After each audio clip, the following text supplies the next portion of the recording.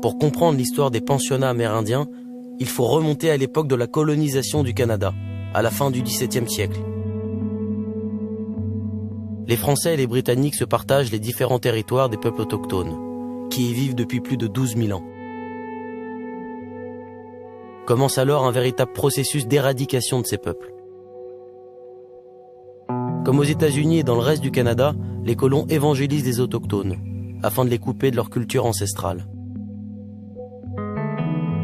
Après 2 siècles de conquête, une des premières mesures officielles pour le contrôle de ces peuples est signée en 1876. Un traité au titre évocateur, l'Acte des Sauvages. L'Acte des Sauvages a pour objectif l'assimilation totale et complète des Premières Nations au Canada. À l'époque, on vise à ce que l'ensemble des Premières Nations ait disparu en 25 ans.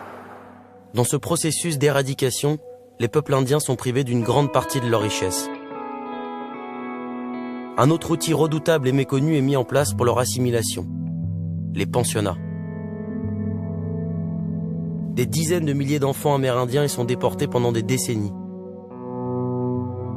Des pensionnats dans lesquels ils subissent un véritable lavage de cerveau, afin de leur faire oublier leur culture. Pire, qu'ils en aient honte. Des pensionnats où ils sont victimes des pires violences. Au cours du 19e et du 20e siècle, le gouvernement canadien met en place 130 pensionnats à travers tout le pays. Le dernier a fermé ses portes en 1996. La direction de ces pensionnats financés par le gouvernement est confiée à l'Église catholique. Au Québec, on en comptera près de 10.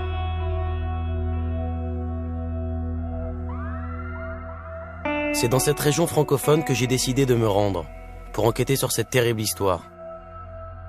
L'une des plus sombres du Canada. Une enquête qui va me mener aux 4 coins du Québec.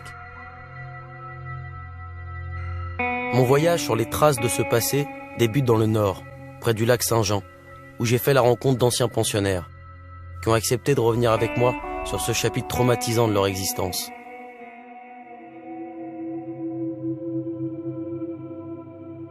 La première fois que j'ai quitté mes parents, j'avais 12 ans. C'était difficile pour moi, c'est parce qu'on ne m'avait pas expliqué vraiment qu'est-ce qui allait se passer. On attendait le train. Et, à un moment donné, il y a quelqu'un qui est rentré dans la station, dans la gare. Il a averti le monde, le train s'en vient. Puis là, à un moment donné, j'ai entendu du monde pleurer, même les mères. Puis ma mère, je l'ai vu pleurer aussi. Je me demandais qu'est-ce qui se passait, qu'est-ce qu'ils vont faire avec nous autres. Les autobus sont venus nous chercher à Sainte-Maure, près de Wimontashi. Il y avait 2, 3, 4, je ne me souviens pas. Il y avait beaucoup d'autobus scolaires jaunes qui sont venus nous chercher. C'était des prêtres qui sont arrivés en avion. Des prêtres habillés en soutane noire. Des religieuses avec des cornettes, là, qu'on appelle, là, tout habillées de noir, blanc ici.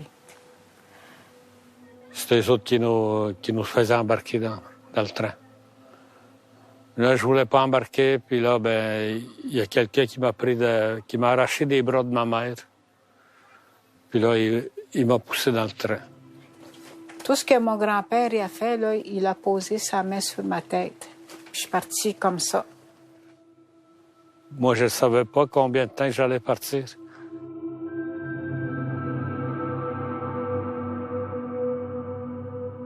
Les premiers pensionnats vont ouvrir leurs portes au milieu du 19e siècle. Et à l'époque, on cherche une solution pour résoudre ce qu'on appelle le problème indien. C'est-à-dire qu'à mesure que la colonie avance, on cherche en fait à intégrer les Premières Nations dans ce qu'on appelle le corps politique canadien.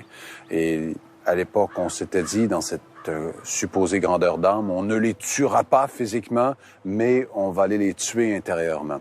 Alors, pour ce faire, on va amener les enfants dans ces espèces de camps de concentration.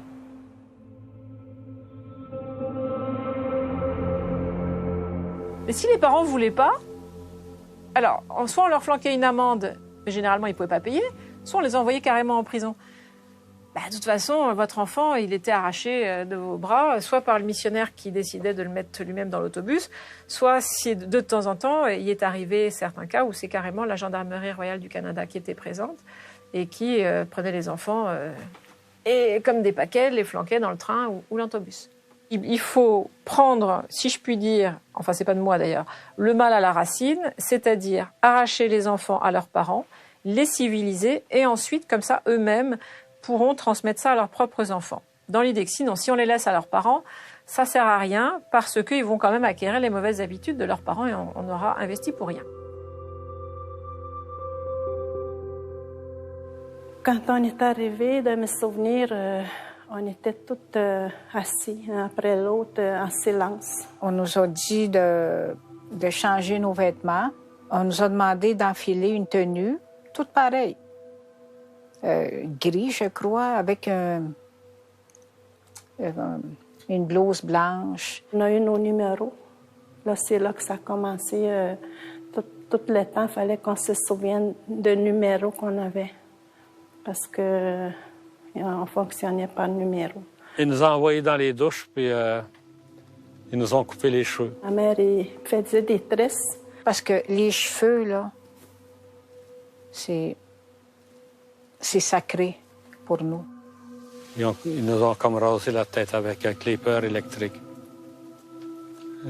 C'est là que j'ai commencé à pleurer parce que j'ai regardé mes cheveux tomber à terre. Là, puis on avait toute la même coupe, une coupe carrée. Toute. Et que ça a été le premier... l'humiliation, puis la honte. Cette première humiliation ne sera malheureusement pas la dernière. D'autres sévices suivront. Des sévices moraux, physiques et également sexuels.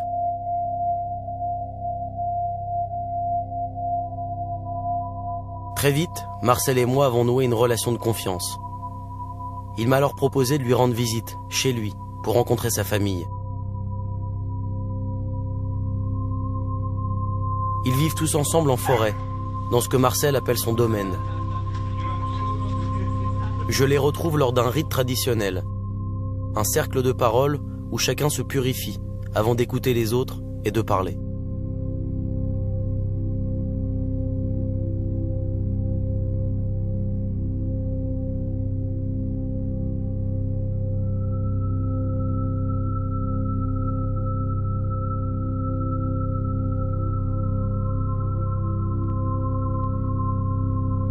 Sa femme, Louisa, elle aussi ancienne pensionnaire, revient sur les humiliations quotidiennes de cette période. Le déjeuner, c'était juste du gruyot avec des toasts. C'était pire qu'une prison, là. Puis ils nous brossaient avec des brosses, là. C'est pas des barbouillettes doux, là. C'est des brosses, juste pour nous faire dire « t'es pas blanche, t'es pas assez blanche ». C'est de là que c'est parti que moi, j'ai arrivé à détester ma nation, ma couleur de peau. Je voulais pas être une autochtone.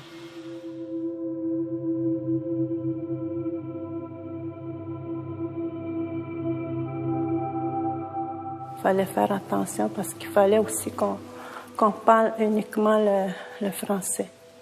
On nous demandait de parler en français. On ne pouvait pas s'exprimer librement dans notre langue. Ils nous disaient, votre langue maternelle est sale. C'est pour ça qu'on nous apprend, c'est pour ça qu'on vous apprend une nouvelle langue qui va faire de vous autres des gens civilisés.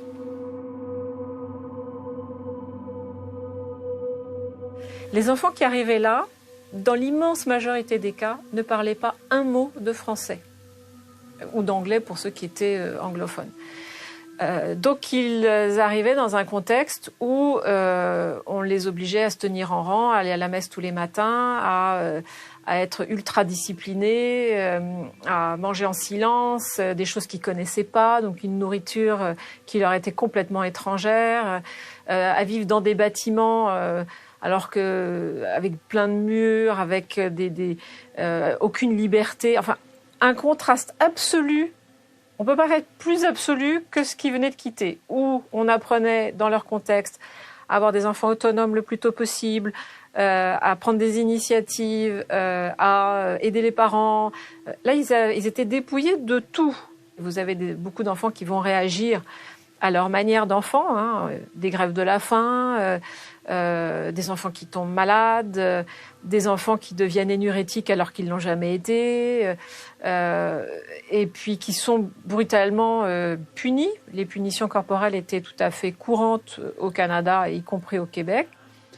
Il y avait des règles pour le coucher aussi. À 7h30, ils nous envoyaient au lit. Puis si on avait le malheur de pleurer, ben ils nous frappaient avec... soit avec leurs pantoufles ou ben donc avec des bâtons, des règles.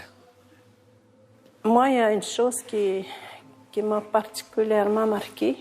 Je dirais que je n'ai pas été soignée quand j'étais malade. J'ai eu, je ne sais pas trop si c'était une fièvre ou quoi.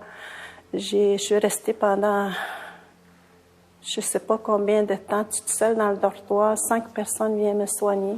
Ils nous interdisaient de pleurer parce qu'on n'était pas des enfants. Vous étiez quoi alors? Pour eux autres, on n'était rien.